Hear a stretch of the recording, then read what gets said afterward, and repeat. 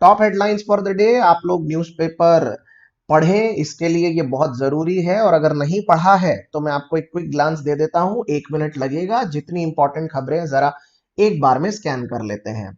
Lieutenant governor Anil Baijal overrule CM Arvind Kejriwal decision to reserve hospital for Delhi residents. आपको पता है ना, अरविंद केजरीवाल साहब ने ये बोल दिया था कि मेरे यहाँ दिल्ली के जितने हॉस्पिटल हैं वो सारे हॉस्पिटल्स में केवल दिल्ली के ही रहवासी वहां पर दाखिला ले सकते हैं। लेकिन वहां के लेफ्टिनेंट गवर्नर अनिल बैजल साहब ने बोला नहीं, ऐसा कुछ नहीं हो सकता, आप ये नहीं कर सकते। अगर वहां पर दाखिला मिलेगा तो पेशेंट पेशेंट होता है और वो कहीं से भी आए उसका दाखिला वहां होना ही चाहिए। यहाँ याद रखने वाला नाम है अनिल बैजल, इनको प्लीज याद रखना, एग्जाम में काम आएगा। दूसरा, NIPER Guwahati and Hindustan antibiotics limited Pune sign MOU for manufacturing of 3D anti microbial face shield. Guwahati की नाइपर और पुणे की हिंदुस्तान एंटीबायोटिक्स लिमिटेड, इन दोनों के बीच में एक एमओयू साइन हुआ है। What is MOU? Memorandum of understanding. किस चीज का? 3D anti microbial face shield बनाने का। आपको इस तरह के नाम एग्जाम में पूछे जाते हैं, इसीलिए ये क्वेश्चन या ये पॉइंट भी बहुत बहुत इंपॉर्टेंट है, याद रखना। थर्ड पे आते हैं। Vietnam's parliament ratifies European Union Vietnam free trade agreement. Vietnam की पार्लियामेंट ने अभी अभी यूरोपियन यूनियन और वियतनाम के फ्री एग्रीमेंट को राटिफाई किया, यानी एक तरीके से मंजूरी दे दी है।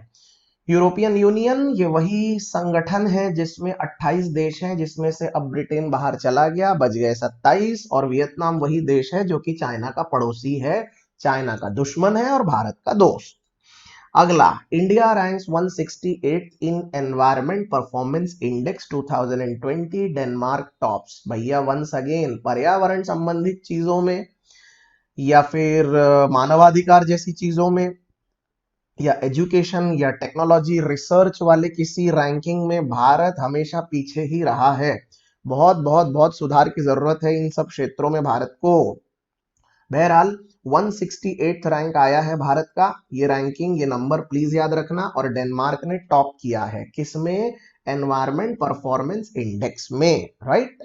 तो बहुत लंबी जर्नी अभी हमको इसमें तय करनी है। इस तरह की रैंकिंग्स आपको 100% एग्जाम में आनी ही है, बस आप ये बिल्कुल याद रखना मेरी बात। इस तरह की रैंकिंग एग्जाम में 1 मार्क के जीके के लिए आती ही है, तो ये तो बिल्कुल आपको पता होना ही चाहिए। Okay, let's begin with the work of quiz. Start करते हैं क्वेश्चन नंबर 1 से। ये रहा क्वेश्चन नंबर 1 हमारे सामने। The G7 Summit 2020, which was postponed to September-November 2020, will be hosted by which country? आपको पता होगा अभी अभी G7 समिट 2020 जो कि आज से शुरू होने वाली थी, अर्लियर डेट थी उसकी 10 जून, यानी कि बिल्कुल आज 10 जून से जो शुरू होने वाली थी वो कैंसिल हो गई कोविड-19 के वजह से। तो अब वो सितंबर नवंबर 2020 में होने वाली है। तो पहले वो कहां होने वाली थी? यूनाइटेड स्टेट्स में। और अब वो कहां होने वाली है, ये है सवाल। तो आंसर है once again United States of America. ये फिर से अमेरिका में ही होने वाली है। तो सेम आंसर है भाई, यूनाइटेड स्टेट्स ऑफ अमेरिका। हाँ, यहां पर मैं आपको एक बात बिल्कुल स्पष्ट बता देना चाहता हूं कि G7 कंट्रीज दुनिया के सबसे ज्यादा इकोनॉमिकली पावरफुल कंट्रीज का एक ग्रुप है, इकोनॉमिकली स्ट्रॉन्ग कंट्रीज का ग्रुप है, राइट। ये लोग ऑलमोस्ट दुनिया की 60% अर्थव्यवस्था संभालते हैं।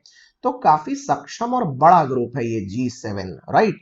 और अभी कवायद चल रही है कि G7 को बढ़ा के G10 कर दिया जाए और इसमें भारत को ऐड कर लिया जाए। पता है ना आपको, पिछले हफ्ते की बात है, ये बहुत सारी बातें इसके ऊपर चल रही थी।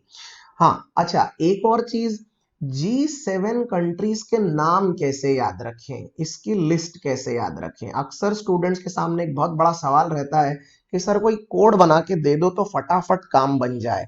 कोड बनेगा क्या? बिल्कुल बनेगा भाई, एकदम बहुत प्यारा सा कोड तो नहीं, लेकिन रीजनेबली ठीक ठाक कोड बनाया जा सकता है, राइट। ये लीजिए आपके लिए कोड हम लेकर आए हैं। आपको एक ब्रांड मालूम है क्या? गुच्ची नाम का एक ब्रांड होता है, बिल्कुल गुच्ची नाम का ब्रांड, उससे हमने ये कोड बनाया है। लेकिन गुच्ची की स्पेलिंग में डबल सी आता है, हमारी स्पेलिंग में डबल यू है और साथ में है JF।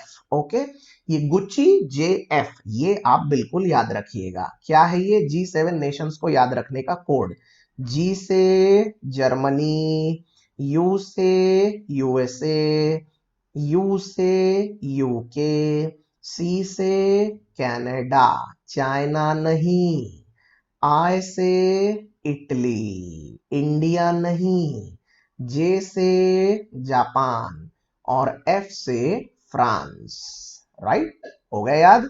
ये है पूरे के पूरे G7 और भूलना मत इसको।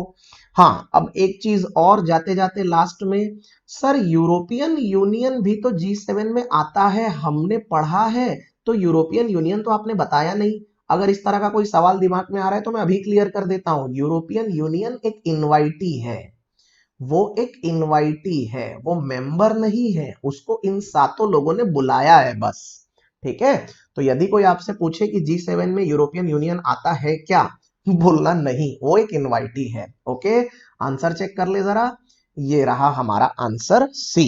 आगे बढ़े, question number 2। Name the person who has been appointed as the next ambassador to of India to Romania.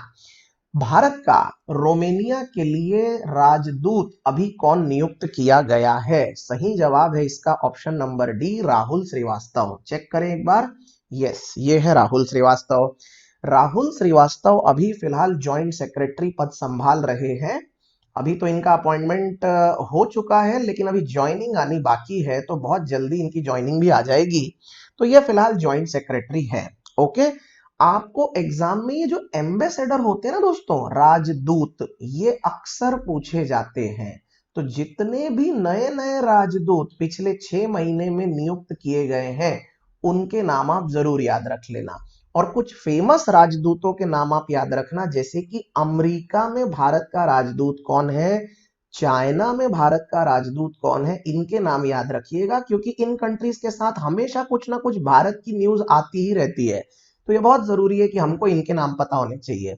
तो मैं बता देता हूं, अमेरिका में भारत के जो राजदूत हैं, एम्बेसडर, उनका नाम है तरनजीत सिंह संधू। मैं शॉर्ट फॉर्म लिख रहा हूं, लेकिन आप पूरा नाम याद रखिएगा, तरनजीत सिंह संधू, TS संधू। और चाइना में इस वक्त भारत के राजदूत हैं विक्रम मिस्री। मिस्री, MISRI। पहले गोखले साहब थे, उसके बाद अब आ चुके हैं विक्रम मिस्री। ओके, याद रहेगा भाई ये नाम। आगे बढ़े, ये देखिए भैया, ये है हैंडसम राहुल श्रीवास्तव साहब। सर बाकी सब ठीक है, लेकिन आपका ये पोज हमको बड़ा पसंद आया, बहुत ही शानदार फोटो है। आगे बढ़ते हैं। Name the person who has been appointed as the next ambassador of India to Switzerland. लीजिए भैया, फिर से एक बार राजदूतों की बात चल रही है, तो एक और राजदूत पूछ लिया गया है। भारत का राजदूत स्विट्जरलैंड के लिए किसे नियुक्त किया गया है? यहां पर राइट आंसर है option number D, Monika Kapil Mohta. Monika Kapil Mohta, check कर ले एक बार। यस, ये है मोनिका कपिल मोहता। मोनिका कपिल मोहता, इससे पहले अगर आपको कोई पूछे तो याद रखना, ऐसे क्वेश्चन आ जाते हैं, इससे पहले ये पोलैंड और लिथुआनिया की एम्बेसडर रह चुकी हैं। राइट, इसके लिए ये दो कंट्रीज ऑलरेडी यहां पर इनकी नियुक्ति हो चुकी है, और इस बार अब ये स्विट्जरलैंड की एम्बेसडर चुनी गई है। ओके, हाँ भाई, और मुझे जरा एक चीज और बता दीजिए, स्विट्जरलैंड की कैपिटल क्या है? स्विट्जरलैंड की कैपिटल है बर्न। ओके, स्विट्जरलैंड की करेंसी क्या है? स्विट्जरलैंड की करेंसी है Swiss franc. Swiss franc, right. ये सब याद रखना, सब 1 मार्क के जीके क्वेश्चन बनते हैं। और एक और आखिरी एम्बेसडर आपको मैं बताना चाहूंगा यहां पर, पाकिस्तान का एम्बेसडर, पाकिस्तान में भारत का एम्बेसडर कौन है? Who is the ambassador of India to Pakistan? Anybody? यहां सही जवाब है अजय बिसारिया। अजय बिसारिया। तो आपको मैंने टोटल 3 नाम बताए, ये याद रखना। पहला बताया TS संधू USA के, दूसरा बताया विक्रम मिस्री चाइना के, और तीसरा बताया अजय बिसारिया पाकिस्तान के। राइट, तो ये सारे नाम आपके लिए बहुत जरूरी है। मोनिका कपिल मोहता मैडम का भी एक फोटो देख लें। यस, ये है। राइट, तो आई होप अब आपको ये, अगर किसी दिन न्यूज में भी अगर आपको इनकी कोई इंटरव्यू या इनकी कोई स्टेटमेंट मिल गई, तो आपको चेहरा देख के ही समझ में आ जाएगा कि कौन है ये। आगे बढ़ते हैं। Number 4, name the organisation that has partnered with Atal innovation mission to promote innovation of India. इनमें से कौन सा ऑर्गेनाइजेशन ऐसा है जिसने एम के साथ यानी अटल इनोवेशन मिशन के साथ अभी अभी पार्टनरशिप की है फॉर इनोवेशन इन इंडिया। देखिए भाई, भारत में सबसे ज्यादा रिसर्च और इनोवेशन के काम कौन करता है? ये करता है CSIR। इसलिए यहां पर सही जवाब क्या होगा? Option number C. इस तरह के क्वेश्चन अगर आपकी रीडिंग अच्छी होती है ना दोस्तों, तो आप कॉमन सेंस पे भी क्रैक कर सकते हो। भारत सरकार का एक बहुत बड़ा संस्थान है ये CSIR, और ये बहुत सारे रिसर्च और इनोवेशन के काम करता ही है, as the name itself shows that. तो इसीलिए यहां पर बहुत हद तक सही जवाब है option number C. Let us check that. Yes, we got the right answer. हाँ, CSIR के बारे में बैंकिंग के बच्चों को दो बातें बिल्कुल कंफर्म पता होनी चाहिए। पहला, हेडक्वार्टर कहाँ है CSIR का? वो है न्यू दिल्ली में, राइट। और दूसरी चीज, इसके प्रेसिडेंट कौन होते हैं? इसके प्रेसिडेंट होते हैं प्राइम मिनिस्टर ऑफ इंडिया। जो भी प्राइम मिनिस्टर पद पे होगा वो CSIR का प्रेसिडेंट होगा। तो इस वक्त है नरेंद्र मोदी। और इसमें मैं आप सबको एक question as a part of homework देना चाहता हूं, जो आपको मुझे कमेंट्स थ्रेड में आंसर लिख के बताना है। आप मुझे ये बताएंगे कि शांति स्वरूप भटनागर अवार्ड किस फील्ड में दिया जाता है? शांति स्वरूप भटनागर अवार्ड ये किस फील्ड में दिया जाता है? और शांति स्वरूप भटनागर अवार्ड का CSIR से क्या ताल्लुक है? सवाल समझ में आया आपको? दे पाएंगे आंसर? प्लीज कोशिश करिएगा। आई वांट टू सी कि कितने लोगों ने कमेंट थ्रेड में इसको आंसर किया है। आगे बढ़े। Next, name the first US male gymnast to win a world championship gold medal who passed away recently. America के एक मेल जिमनास्ट, ओके, जिन्होंने गोल्ड मेडल जीता था वर्ल्ड चैंपियनशिप में, जिनकी अभी अभी मृत्यु हो गई, उनका नाम क्या है? चार ऑप्शन है हमारे सामने। राइट आंसर है यहां पर option number D, Kurt Thomas. Kurt Thomas, ये नाम याद रखिएगा। वैसे आपको एक सवाल मैं पूछता हूं, भारत के एक बहुत ही जाने माने फेमस हॉकी प्लेयर का नाम बताइए जिनकी मृत्यु अभी अभी हुई है, कुछ दिन पहले की बात है। 95 इयर्स की उम्र थी और उनकी अभी अभी मृत्यु हुई है। टाइम्स ऑफ इंडिया में फ्रंट पेज पे आया था। आई होप आपको याद आ रहा होगा मैं किसकी बात कर रहा हूं। नाम है बलबीर सिंह दोसांझ। बलबीर सिंह दोसांझ, राइट। यस, बहुत ही शानदार हॉकी के प्लेयर थे। आजादी के पहले से भारत के लिए ये हॉकी खेलते आए हैं। इनका भी अभी निधन हुआ है। इसके ऊपर भी क्वेश्चन एग्जाम में आ सकता है, प्लीज याद रखना। इस तरह के सवाल बड़े पसंद आते हैं क्लर्क में, एग्जामिनर्स को। यस, तो ये है Kurt Thomas. We got our right answer. Let's move to the next question. Which company overtook Indian Oil Corporation as most profitable PSU? बड़ा अच्छा सवाल है कि Indian oil corporation, okay, IOCL जिसको कहते हैं हम, उससे आगे अभी अभी कौन सी कंपनी निकल गई जो कि भारत की सबसे बड़ी प्रॉफिटेबल PSU बन गई? PSU का मतलब क्या होता है दोस्तों? Public sector undertaking. Public sector undertaking, okay. अक्सर बच्चे यहां पर पब्लिक सेक्टर यूनिट बोल देते हैं, ऐसा नहीं है। PSU का मतलब पब्लिक सेक्टर अंडरटेकिंग। तो भारत की सबसे ज्यादा मुनाफा कमाने वाली PSU इस वक्त कौन सी है? सही जवाब है ONGC। ये याद रखना आप, ONGC याद रहेगा आपको, oil and natural gas corporation, ठीक है। बाकी सबके भी फुल फॉर्म जरा मुझे एक बार बता देना। NMDC का फुल फॉर्म क्या है? National Mineral Development Corporation. SAIL का फुल फॉर्म क्या है? Steel Authority of India Limited. और गेल का फुल फॉर्म क्या है? Gas Authority of India Limited, okay. दो बातें और, ONGC का हेडक्वार्टर कहां है? एनीबडी? ONGC का हेडक्वार्टर भी है न्यू दिल्ली में, ओके। और CEO कौन है ONGC के? ये पूछा जा सकता है एग्जाम में। शशि शंकर। It's Shashi Shankar, right. याद रहेगा ये सब कुछ। आगे बढ़े। Yes, so we got our right answer D. माफ करना, या ऑप्शन नंबर सी आना चाहिए, ये गलती से डी टाइप हो गया है, it should be C, okay. चलिए आगे बढ़ते हैं। Question number 7.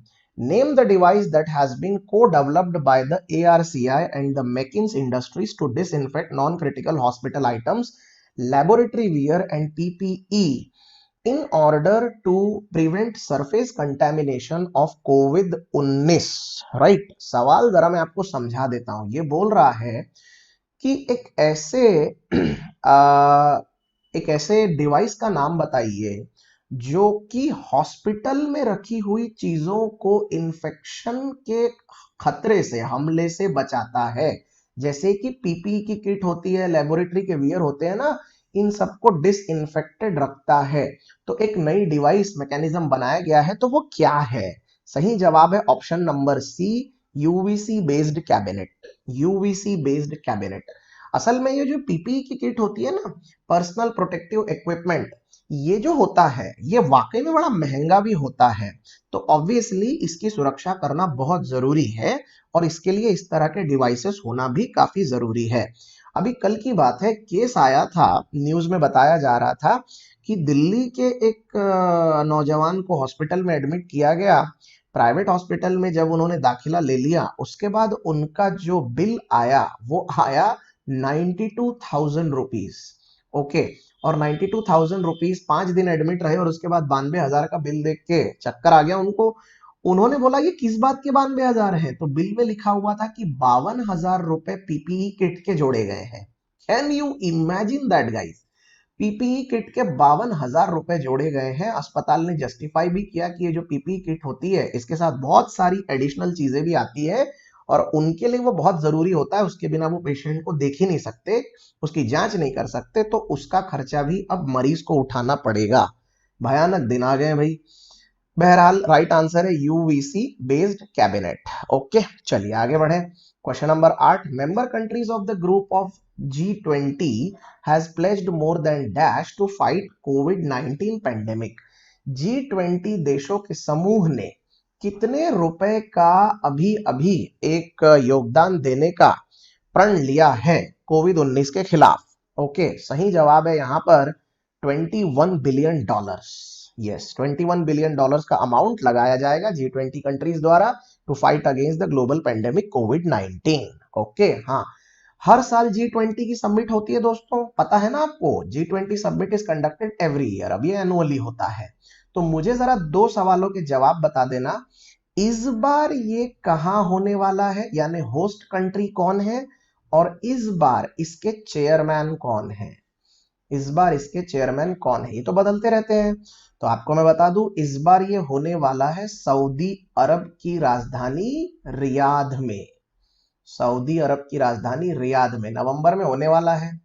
और दूसरा चेयरमैन कौन है? क्योंकि सऊदी अरब में होने वाला है तो सऊदी अरब के ही राजा साहब किंग सलमान ये इसको चेयर करेंगे। ये आपको एग्जाम में बिल्कुल आ सकता है। Very very very important question, याद रखना। ओके, आगे बढ़े, आंसर देख लें। Yes, $21 billion. Let's go ahead. Question number 9। Name the person who heads the task force formulated by Government of India to examine matters pertaining to age of motherhood and related issues। Okay, यहां पर 4 option है और सही जवाब है option number D, Jaya Jaitley. ये जया जेटली का अरुण जेटली साहब से कोई लेना देना नहीं है। हाँ, तो पहली बात तो इस तरह का कोई कनेक्शन मत बना देना। ओके, ये जया जेटली जो है ये फॉर्मर प्रेसिडेंट रह चुकी है समता पार्टी की। उसके बाद एक कंट्रोवर्सी में ये फंस गई थी और उसके बाद इन्होंने इस्तीफा दे दिया था। समता पार्टी से बिलोंग करती थी ये। हाँ, इनके बारे में एक चीज मैं बता देता हूं, इनकी डॉटर है अदिति, और अदिति की जो शादी हुई है वो अजय जडेजा, बहुत फेमस क्रिकेटर रहे थे एक जमाने के, भारत के middle order batsman Ajay Jadeja, उनके साथ इनकी शादी हुई है। ऑलराइट, बहरहाल ये सब अलग बातें हैं, पर जया जेटली साहब का नाम इसमें लिया गया है टास्क फोर्स में to find out the age of motherhood and related issues को चेक करने के लिए। और इस टास्क फोर्स में फिर बाद में निर्मला सीतारमन और बीजेपी के और भी बहुत से लोग जुड़े हुए हैं। आंसर देख लें एक बार। Yes, it's Jaya Jaitly. Okay, आगे बढ़े। प्रश्न number 10। Which company plan to buy additional 0.93% stake 1.15% stake bought earlier in Jio platforms recently. Jio के स्टेक्स खरीदने का ये मेरे 4 लेक्चर में लगातार दूसरा सवाल है।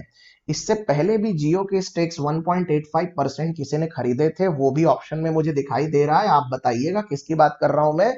लेकिन उसके साथ साथ 0.93% स्टेक्स ये किसने खरीदे हैं? तो यहां पर सही जवाब है option number B, Silver Lake. पहले जवाब देख लेते हैं अपना राइट है या नहीं। Yes, it's silver lake. अब मुझे बताइए वो कंपनी जिसने रिलायंस जियो में ही 1.85% के स्टेक्स खरीदे हैं।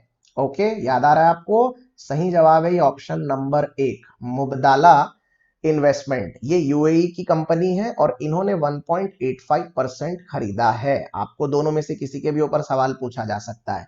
और आपको एक फिगर मैंने और बताया था, रिलायंस का टोटल मतलब पूरा अगर हम वैल्यूएशन देखें तो वो कितने का आता है? वो आएगा तकरीबन तकरीबन 4.91 लाख करोड़ का, यानी तकरीबन 5 लाख करोड़ का। राइट, ये पूरा का पूरा जियो का वैल्यूएशन आएगा। चलिए भाई आगे बढ़े। क्वेश्चन नंबर 10 तक बिल्कुल क्लियर है, सब समझ में आ रहा है, नोटबुक में सब लिखते चल रहे हैं कि नहीं? आगे देखते हैं question number 11। Which data sharing website was blocked by government of India recently? अभी अभी भारत सरकार ने इनमें से किसी एक डेटा शेयरिंग वेबसाइट को ब्लॉक कर दिया है। आपको मैं समझा देता हूं। आपने मोबाइल में ये शेयर इट वगैरह तो यूज किया ही होगा, करेक्ट? आपने मोबाइल में जेंडर वगैरह भी यूज किया होगा। एक मोबाइल से दूसरे मोबाइल में डेटा ट्रांसफर करने के लिए हम अक्सर इन चीजों का इस्तेमाल करते हैं। तो ऐसी ही एक और कंपनी है जो इन चारों ऑप्शन में से है, जो कि 2 जीबी का डेटा ट्रांसफर करने की सहूलियत देती है। उसको अभी अभी सुरक्षा कारणों के वजह से गवर्नमेंट ऑफ इंडिया ने ब्लॉक कर दिया है। हालांकि गवर्नमेंट ऑफ इंडिया ने अभी तक उसके ऊपर कोई सफाई भी नहीं दी है कि क्यों किया है, लेकिन बंद कर दिया है। तो यहां सही जवाब है option number C, V transfer. देख लें एक बार। Yes, the right answer is V transfer. कोई मुझे ये बताए कमेंट थ्रेड में ये कंपनी कहां की है? क्या आपको पता है? ये कंपनी डच की है, डच। अब ये डच मतलब क्या, इससे पहले कि आप फिर कंफ्यूज हो जाए, डच का मतलब होता है नेदरलैंड्स। Okay, Netherlands. तो नेदरलैंड्स की कंपनी है ये। और नेदरलैंड्स की कैपिटल भी बता देना मुझे। कंट्री का नाम लिया ही है तो कैपिटल भी चेक कर लें। Amsterdam, Amsterdam. ओके, क्लियर हुआ, याद रहेगा आपको। आगे बढ़े। Question number 12। What is the amount that was allocated for the जल शक्ति मिशन in budget 2020? जल शक्ति मिशन 2020 का बजट कितना अलोकेट किया गया है? सही जवाब है ऑप्शन नंबर ए, 11,500 करोड़ रुपए। 11,500 करोड़ रुपए। You can see the right answer there. हाँ, लेकिन इसमें मुझे एक चीज आपको और बतानी है। भारत के जल शक्ति मिनिस्टर, इस मंत्रालय का नाम तो कुछ और ही था, गंगा रिजुविनेशन, ऐसा कुछ लंबा चौड़ा नाम था। उसको फाइनली फिर इसमें इंक्लूड कर लिया गया और एक नया मंत्रालय बनाया गया जिसका नाम है जल शक्ति मंत्रालय। ओके, तो जल शक्ति मंत्रालय के मिनिस्टर साहब कौन है? मिनिस्टर साहब का नाम है GS शेखावत। और पूरा नाम क्या बनेगा? गजेंद्र सिंह शेखावत। ये नाम जरूर जरूर जरूर याद रखना, किसी दिन एग्जाम में आ सकता है ये। और आप सबको एक और होमवर्क इस क्वेश्चन पे भी मैं देना चाहूंगा। कमेंट थ्रेड में मुझे इसका आंसर चाहिए, मुझे नहीं मालूम, पढ़ना और इसका आंसर जरूर बताना। नमामि गंगे का मतलब क्या है और इसका तात्पर्य किस चीज से निकलता है? क्या प्रोजेक्ट है ये? मुझे 2 लाइन में इसका आंसर जरूर आप कमेंट थ्रेड में बताइएगा। जल शक्ति मिशन से संबंधित ही है, आपको मैंने हिंट दे दी है। नमामि गंगे क्या है और नमामि गंगे किस चीज पर आधारित है? राइट, आप कर पाएंगे, मुझे आपके जवाब का इंतजार रहेगा। आगे बढ़ते हैं। Question number 13। Which place has been declared as Uttarakhand new summer capital? Uttarakhand की नई समर कैपिटल इनमें से किस जगह को बना दिया गया है? हालांकि ये सवाल इससे पहले भी एक बार आ चुका है, लेकिन अब गवर्नर साहब ने फाइनल दस्तखत कर दिए हैं तो ऑफिशियली वो कैपिटल शिफ्ट हो गई है। सही जवाब है ऑप्शन नंबर डी, भरारी सेन। अरे सर, हमने तो गैरसेन ऐसा कुछ तो भी सुना था। घबराओ मत, दोनों एक ही है, बिल्कुल एक ही है, तो बिल्कुल घबराने की बात नहीं है, ये एक जैसा ही है। तो you need not to get confused in between this. It's the same. ये कहां है अगर किसी ने पूछा तो बताना चमोली डिस्ट्रिक्ट में, चमोली डिस्ट्रिक्ट। ओके, हाँ। और सॉरी, उत्तराखंड से रिलेटेड 3 बातें यहां पर जरा फटाफट कंफर्म कर लें, बैंकिंग एस्पेक्ट में हमारे लिए ये बहुत बहुत बहुत जरूरी है।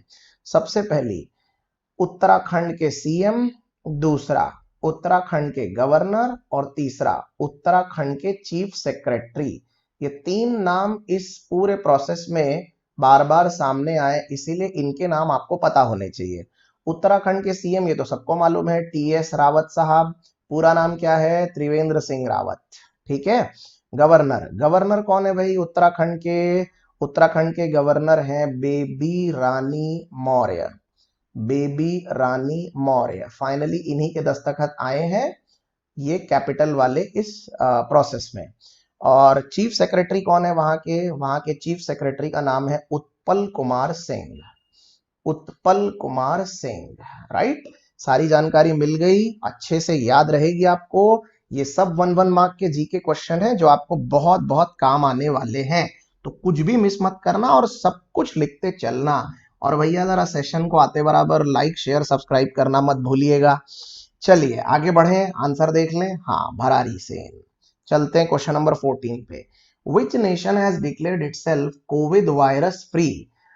अभी अभी कल की बात है, मैं रात को डिनर के समय टीवी देख रहा था और मैंने देखा कि इस कंट्री का नाम सामने आ रहा है फिर से एक बार।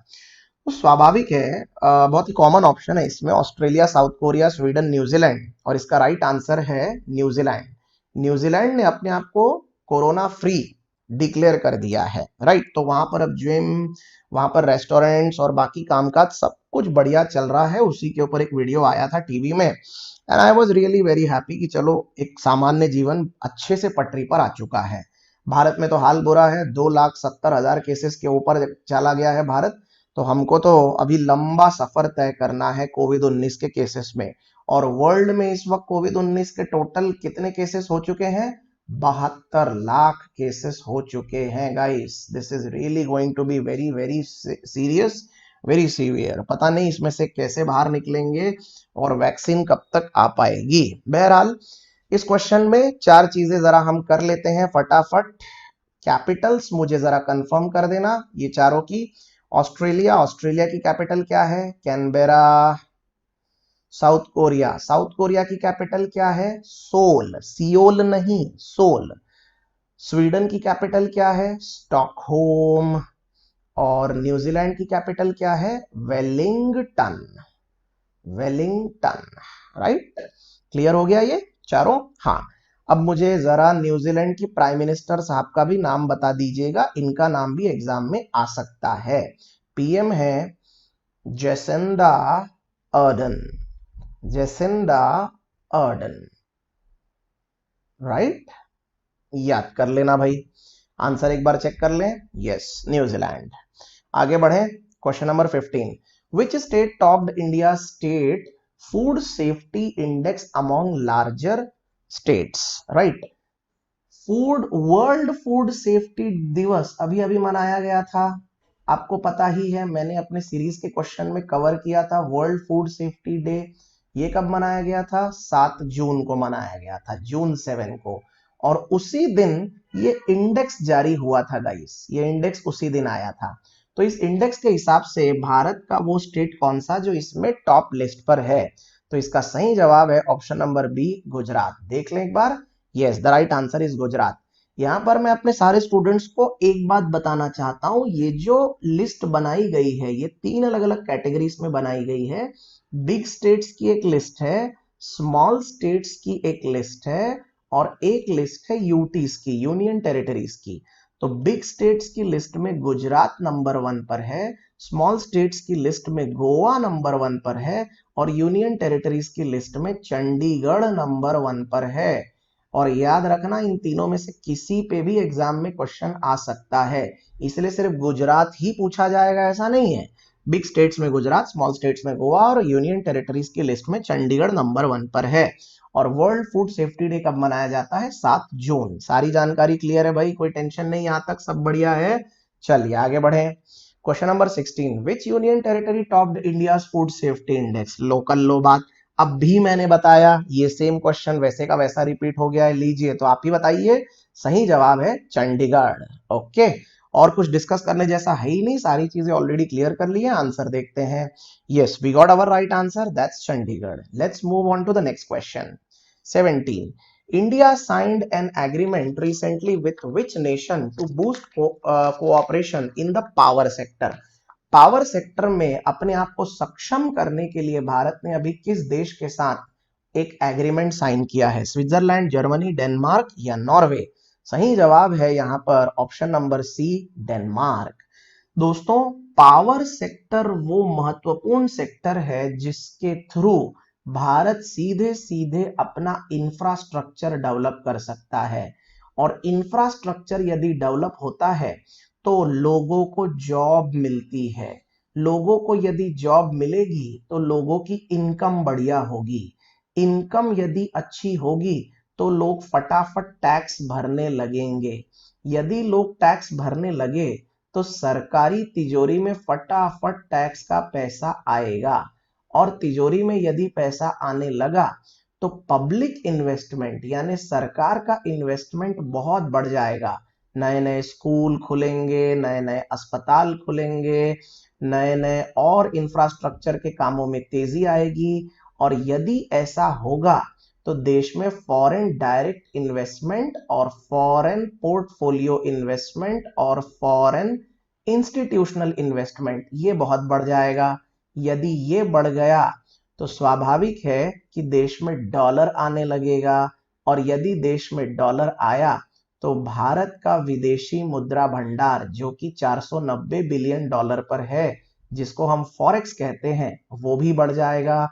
और यदि फॉरेक्स बढ़ा तो स्वाभाविक है भारत की जीडीपी ग्रोथ भी बहुत तेजी से होने लगेगी। तो क्या आप समझ पा रहे हैं ये पूरा का पूरा चक्र कितना शानदार और कितना बड़ा है? इसके एक एक स्टेज पर 2-2 घंटे के लेक्चर हो सकते हैं पूरे, लेकिन आपको ये पूरा अर्थशास्त्र का ढांचा समझ में आना चाहिए। दोस्तों याद रखना, ऊपर ऊपर से पढ़ने के बाद तैयारी भी उतनी ही हल्की होती है। इसलिए हर चीज को जब तक हम ठीक से नहीं समझ सकते, दुनिया आपको बेवकूफ भी बना सकती है, और उतना ही हमारे लिए बड़े बड़े एग्जाम क्लियर करना मुश्किल होगा। तो पावर वो एक बड़ा यानी हमारे लिए एक चिराग है जिसके थ्रू हम ये सारी चीजें कवर कर सकते हैं। इसलिए पावर सेक्टर का मजबूत होना बहुत बहुत बहुत जरूरी है। बहरहाल इस क्वेश्चन का राइट आंसर डेनमार्क मैंने बताया, एक बार आंसर चेक करें। Yes, it's Denmark. और जरा डेनमार्क की कैपिटल भी बता देना मुझे। डेनमार्क की कैपिटल है कोपनहेगन। कोपनहेगन। जर्मनी की बर्लिन।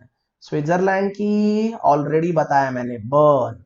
और नॉर्वे की ऑस्लो। राइट, क्लियर है भैया यहां तक सब कुछ? आगे बढ़े। प्रश्न number 18, which state has made Vande Utkal Janani it's state song? इनमें से कौन से राज्य ने एक बड़ा ही खूबसूरत पोयम थी जिसका गाना बनाया गया, उस पोयम को उन्होंने उनका स्टेट सॉन्ग का मतलब है स्टेट का नेशनल एंथम घोषित कर दिया है।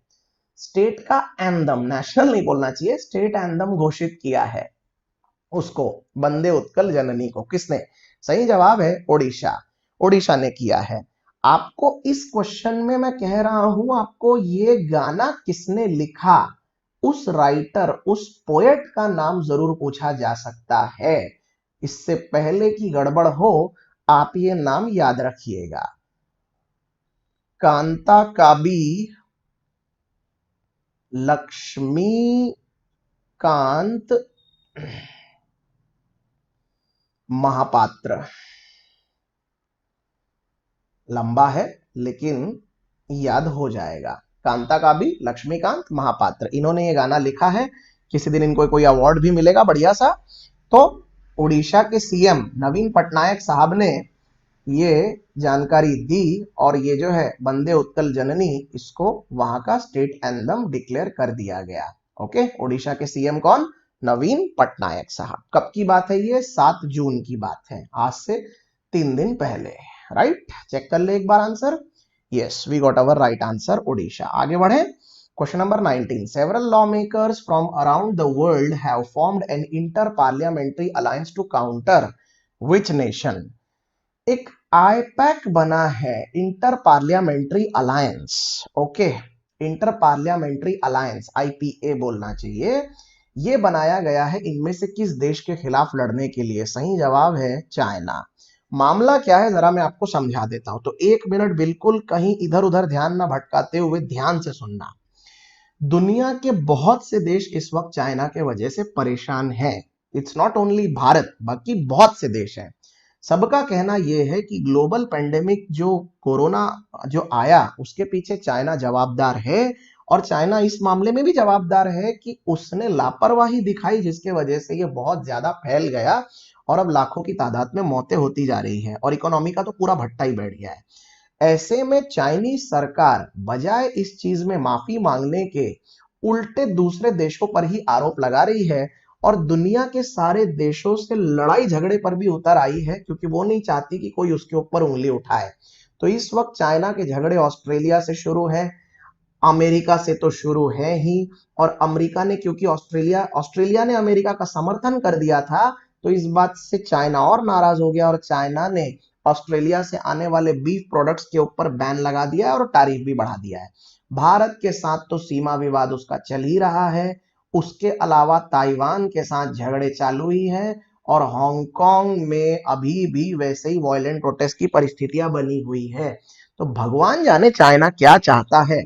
एक बात जो मैं अपने अनुभव से समझ पाया हूं चाइना के बारे में, ये किसी के सगे नहीं है, इनको पूरे दुनिया में बस हान डायनेस्टी फैलानी है और कुछ नहीं। माओ जेडोंग का सपना पूरा कर रहे हैं, दमनकारी सरकार चलाते हैं ये, बिल्कुल राइट। तो ये जो इंटर पार्लियामेंट्री अलायंस है, इसमें टोटल 8 देश हैं दोस्तों, और ये 8 के 8 देश चाइना के खिलाफ है। बता दूं जरा कौन कौन है इसमें।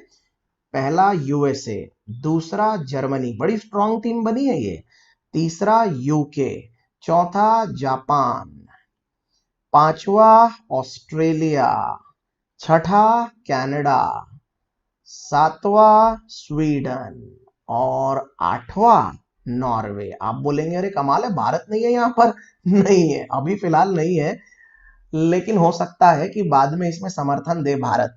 ओके, तो देख ले जरा right answer, yes it's China. Alright, जानकारी समझ में आई आपको? बिल्कुल ठीक है, आगे बढ़ते हैं। ये हमारा आखिरी सवाल आज का। Who has indigenously developed Arpit airborne rescue pod? भैया ऐसा है कि एक ऐसा अर्पित नाम का एक एयरबॉर्न रेस्क्यू पॉड बनाया गया है जिससे आप पेशेंट्स को रिमोट और क्रिटिकल एरिया से अपलिफ्ट कर, लिफ्ट कर सकते हो, नॉट अपलिफ्ट, लिफ्ट कर सकते हो। तो यहां सही जवाब है IAF. And what is IAF? IAF का मतलब होता है Indian air force. Indian air force, answer check कर ले, यस ओके। और अर्पित का फुल फॉर्म भी आपको बता दिया जाए तो अर्पित के फुल फॉर्म में ये जो एआरपी दिख रहा है वो तो सेम यही है, एयरबॉर्न रेस्क्यू पॉड। अब ये जो आई और टी है वो मैं यहां पर लिख देता हूं, उसको आप ध्यान से देख लेना। आइसोलेटेड ट्रांसपोर्टेशन, आइसोलेटेड ट्रांसपोर्टेशन, और किस चीज के लिए है? क्रिटिकल पेशेंट्स को इवैक्यूएट करने के लिए, क्रिटिकल पेशेंट्स को निकालने के लिए, इवैक्यूएट करने के लिए ये किया गया है, राइट। आई होप आपको ये पूरी जानकारी समझ में भी आई और मजा भी आया, पसंद भी आई सारी की सारी चीजें, राइट। तो ये थे हमारे 20